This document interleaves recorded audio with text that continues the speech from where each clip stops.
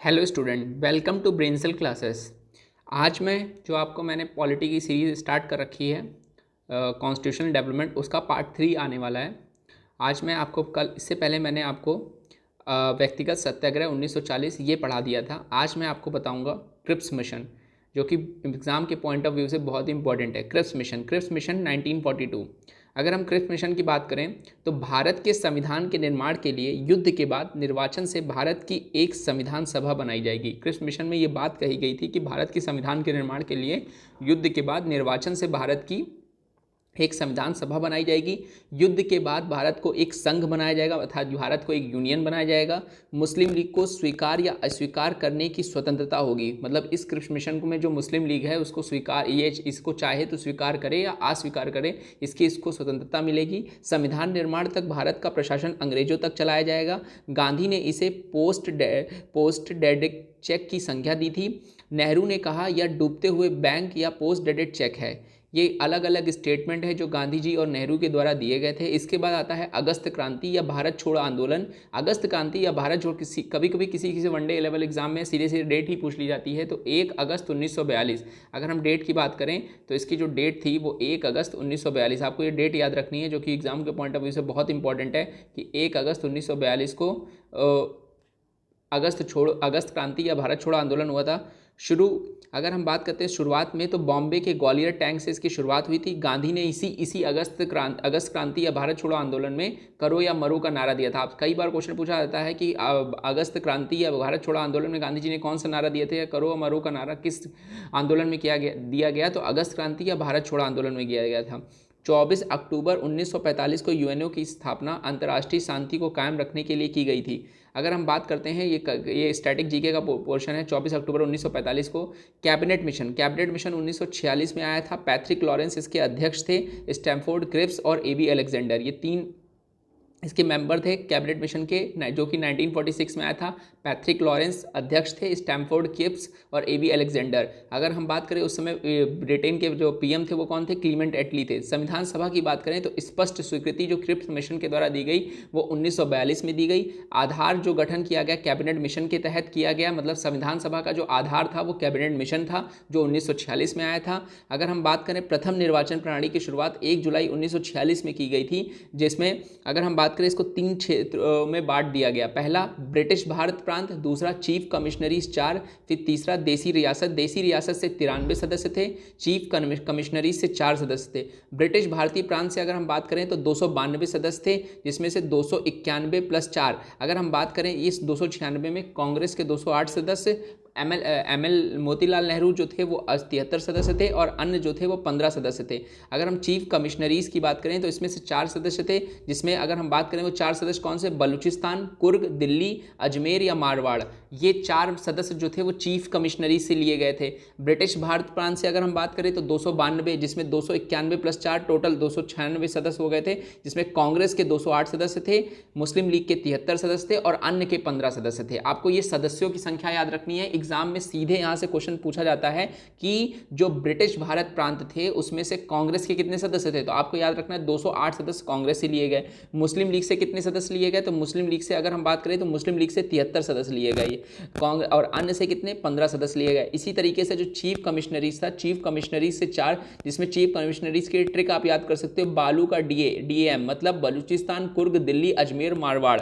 और देसी रियासत से 93 सदस्य, देसी रियासत से कितने सदस्य लिए गए थे, 93 सदस्य लिए गए थे। और संविधान सभा की जो कुल सदस्य संख्या थी वो 389 थी। कई बार क्वेश्चन आपको देखने को प्रीवियस ईयर का अगर आप उठाएंगे तो मिलेगा कि संविधान सभा में जो कुल सदस्यों की संख्या थी वो कितनी थी, 389 थी, जिसमें महिलाओं का प्रतिनिधित्व 15 था, एससी से 33 सीट ली गई थी और एसटी से 26 सीट ली गई थी। अगर हम बात करते हैं 15 में से 8 महिलाओं ने संविधान पर हस्ताक्षर किए थे। जो टोटल संविधान सभा में कुल 389 सीटों में से संख्या में से महिलाओं की संख्या 15 थी, उस 15 में से 8 महिलाओं ने इसमें हस्ताक्षर किए थे। कितने महिलाओं ने, 8 महिलाओं ने हस्ताक्षर किए गए थे।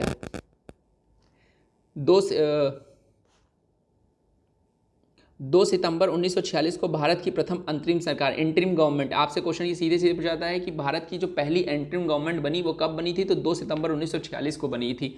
अगर हम बात करते हैं इंटरिम गवर्नमेंट अंतरिम सरकार के गठन के लिए कांग्रेस को आमंत्रित किए जाने पर जिन्ना ने विरोध स्वरूप 16 अगस्त 1946 को प्रत्यक्ष कार्रवाई दिवस मनाया। मतलब कि जो इंटरिम गवर्नमेंट का गठन किया गया था उसमें कांग्रेस के आमंत्रित किए जाने पर जो मोहम्मद अली जिन्ना थे, जो मुस्लिम लीग के हेड थे, उन्होंने इसके विरोध में 16 अगस्त 1946 को प्रत्यक्ष कार्रवाई दिवस मनाया। अंतरिम सरकार के संबंध में भीमराव अंबेडकर ने कहा, यह एक देश की सरकार है जिसे 2 राष्ट्र चला रहे हैं। ये भीमराव अंबेडकर का गठन था। अगर हम अंतरिम मंत्रिमंडल की बात करें तो ये पद दे रखे हैं, जैसे इधर एक साइड इधर जो आप देख रहे हो ये पद और विभाग है, इधर स्वतंत्रता के पहले और स्वतंत्रता के बाद, जो कि बहुत इंपॉर्टेंट है। आपको भी इसी तरीके से कॉपी में अपने नोटबुक में नोट डाउन करना है, एक तरफ पद, दूसरी तरफ स्वतंत्रता के पहले और तीसरी तरफ स्वतंत्रता के बाद, ताकि एग्जाम में रिवीजन करने के एग्जाम के टाइम आपको रिवीजन करने में आसानी होगी। अगर हम बात करते हैं अध्यक्ष की, तो सबसे पहले जो अध्यक्ष पद की, तो अगर स्वतंत्रता के पहले जो अंतरिम मंत्रिमंडल के अध्यक्ष थे वो तुम्हारे वायसराय वेवेल थे,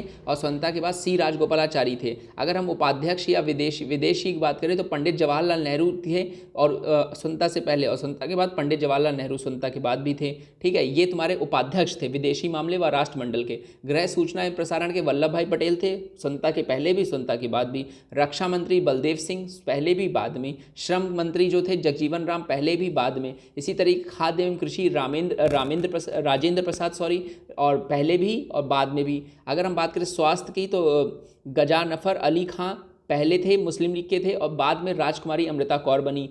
विधि के जोगेंद्रनाथ मंडल थे पहले, और बाद में भीमराव अंबेडकर बनाए गए। शिक्षा की अगर हम बात करें तो सी राजगोपालाचारी पहले थे, बाद में मौलाना अब्दुल कलाम आज़ाद बनाए गए। वित्त के अगर हम बात करें तो पहले लियाकत अली थे, बाद में R.K. षणमुखम शेट्टी को बनाया गया, जो पहले वित्त मंत्री थे। संचार की अगर बात करें तो अब्दुल रब निश्तार मुस्लिम लीग के थे, बाद में रफ़ी अहमद किदवई को बनाया गया। रेलवे एवं परिवहन के अरुणा आसिफ अली को, बाद में जॉन मिथाई को बनाया गया। उद्योग तथा आपूर्ति की अगर हम बात करें तो जॉन मिथाई तो, बाद में श्यामा प्रसाद मुखर्जी को बनाया गया।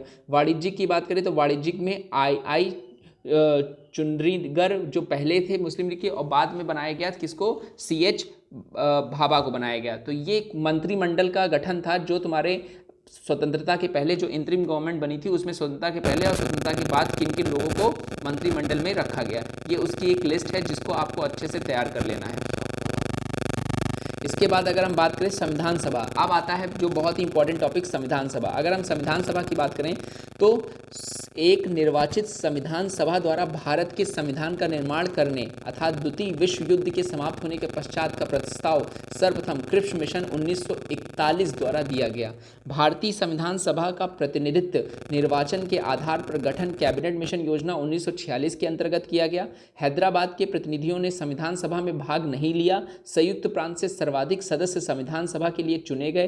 देशी रियासतों में सर्वाधिक मद्रास ने प्रतिनिधि भेजे। अगर हम देशी रियासतों की बात करें तो इसमें सर्वाधिक प्रतिनिधि मद्रास से था। संविधान सभा के लिए गवर्नर जनरल ऑस्टिन ने कहा कि संविधान सभा ही कांग्रेस थी और कांग्रेस ही भारत था। ये बहुत ही इंपॉर्टेंट लाइन है जो एग्जाम में सीधे सीधे पूछ लिया जाता है कि संविधान सभा ही कांग्रेस थी और कांग्रेस ही भारत था। ये जो बात थी ये तुम्हारे बात ये किसने कही थी, ये जो ऑस्टिन था उसने कहा था। तो आपको ये नाम याद रखना है कि संविधान सभा ही कांग्रेस थी और कांग्रेस ही भारत था। ये किसने कहा था, तो ये ऑस्टिन ने कहा था। आपको ये नाम अच्छे से याद रखना है, ठीक है। तो ये संविधान सभा की बैठक के बारे में बात करें तो पहली बैठक, अगर आप संविधान सभा की पहली बैठक की बात करें तो संविधान सभा की पहली बैठक हुई थी 9 दिसंबर 1946 को। संविधान के वरिष्ठतम सदस्य डॉक्टर सच्चिदानंद सिन्हा को सभा का अस्थायी अध्यक्ष और SC मुखर्जी को उपाध्यक्ष बनाया था। आपसे क्वेश्चन पूछा जाता है सॉरी, संविधान सभा का जो अस्थायी अध्यक्ष है, मतलब कि अस्थायी अध्यक्ष जो था, अगर हम बात करें संविधान सभा का अस्थायी अध्यक्ष किसको बनाया गया तो डॉक्टर सच्चिदानंद सिन्हा, ये संविधान सभा के अस्थायी अध्यक्ष थे। और स्थायी अध्यक्ष की अगर हम बात करें तो संविधान सभा के स्थायी अध्यक्ष डॉक्टर राजेंद्र प्रसाद को बनाया गया था। इसका उपाध्यक्ष जो बनाया गया वो SC मुखर्जी को बनाया गया। दूसरी बैठक जो हुई थी, पहली बैठक हुई 9 दिसंबर 1946 को संविधान सभा की, दूसरी बैठक हुई 11 दिसंबर 1946 को। इस दिन डॉक्टर राजेंद्र प्रसाद को सर्वसम्मति से इसका स्थायी अध्यक्ष तथा VN राव को संवैधानिक सलाहकार बनाया गया। दूसरी बैठक में ये किया गया, दूसरी बैठक में ये जो डॉक्टर राजेंद्र प्रसाद थे उनको सर्वसम्मति से इसका स्थायी अध्यक्ष बनाया। पहले अस्थायी अध्यक्ष बने थे। 9 दिसंबर 1946 को जो पहली बैठक थी उसमें डॉक्टर सच्चिदानंद सिन्हा को अस्थायी अध्यक्ष बनाया गया, लेकिन जो दूसरी बैठक हुई 11 दिसंबर 1946 को, उसमें राजेंद्र प्रसाद को स्थायी अध्यक्ष बना दिया गया और वीएन राव को संवैधानिक सलाहकार चुना गया। तीसरी बैठक की अगर हम बात करें तो 12 दिसंबर 1946 को हुई थी। इस दिन पंडित जवाहरलाल नेहरू द्वारा उद्देश्य प्रस्ताव पेश किया गया, जिसे संविधान सभा ने 12 जनवरी 1947 को पारित किया। यही उद्देश्य प्रस्ताव आगे चलकर भारतीय संविधान की प्रस्तावना बना। अगर हम बात करें भारतीय संविधान की प्रस्तावना कौन बना, तो उद्देश्य प्रस्ताव 20 फरवरी 1947 को क्लीमेंट एटली ने भारतीय स्वतंत्रता की घोषणा की। 30 जून 1948 से पहले भारत छोड़ देंगे। मतलब 20 फरवरी 1947 को क्लीमेंट एटली ने यह भारतीय स्वतंत्रता की घोषणा की थी कि 30 जून 1948 को पहले ही हम भारत को छोड़ देंगे। भारतीय संविधान को बनाने हेतु भारतीय संविधान सभा के कुल 12 अधिवेशन हुए थे। आपको ये अधिवेशनों की संख्या याद रखनी है कि भारतीय संविधान को बनाने के लिए कुल कितने अधिवेशन की आवश्यकता हुई थी, तो 12 अधिवेशन की आवश्यकता हुई थी। इस संविधान सभा के मतलब जो संविधान सभा था उसमें कुल 12 अधिवेशन किए गए थे, तब जाके इस संविधान सभा का निर्माण हो पाया था और उसके तहत हमारे संविधान का निर्माण सुनिश्चित हो पाया था। अगर हम बात करें मार्च 1947 में लॉर्ड माउंटबेटन भारत आया था। माउंटबेटन योजना के तहत भारत पाक का बंटवारा हुआ था। इसके बाद डिकी बर्ड योजना के तहत संविधान सभा का बंटवारा हुआ, जिसमें 389 सदस्य, जिसमें से 199 सदस्य भारत के थे और 90 सदस्य पाकिस्तान के थे।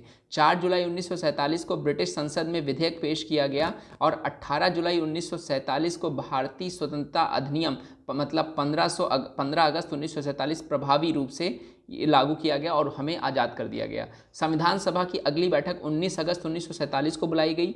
संविधान का प्रारूप तैयार करने के लिए प्रारूप समिति, जिसके सदस्य कितने थे, 7 थे, का गठन किया गया। आपसे ये क्वेश्चन पूछा जाता है कि प्रारूप समिति में कितने सदस्य थे, तो आप बताएंगे प्रारूप समिति में 8 सदस्य थे।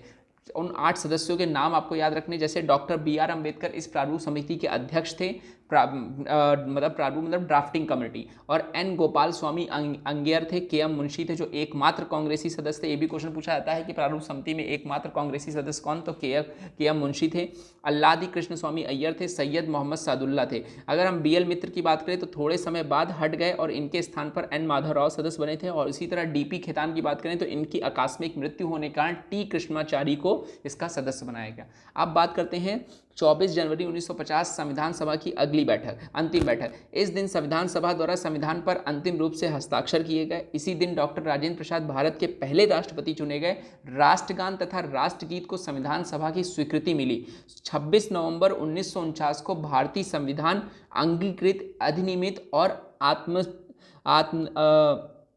आत्मसमर्पित किया गया और इसीलिए यही कारण है कि 26 नवंबर 1949 को, मैं आई रिपीट माय सेंटेंस, 26 नवंबर 1949 को भारतीय संविधान को अंगीकृत, अधिनियमित किया गया और 26 नवंबर 1949 को ही संविधान दिवस मनाया जाता है। संविधान के 15 अनुच्छेद इसी दिन लागू किए गए और 26 जनवरी 1950 को पहली बार गणतंत्र दिवस मनाया गया। अगर आपसे कहा जाएगा कि संविधान को अंगीकृत कब किया गया तो 26 नवंबर 1949 आप आंसर देंगे। इसके बाद अगर हम बात करें तो संविधान सभा के प्रमुख या प्रधान समितियां हैं। ये कुछ समितियां हैं जिसके अध्यक्ष कई बार एग्जाम में डायरेक्टली यहाँ से क्वेश्चन आते हैं, जिसको आपको याद करना है। ये कुछ समितियां हैं जिसको आपको अच्छे से तैयार करना है कि क्या समितियां हैं। जैसे कि अगर हम बात करें, एक मिनट,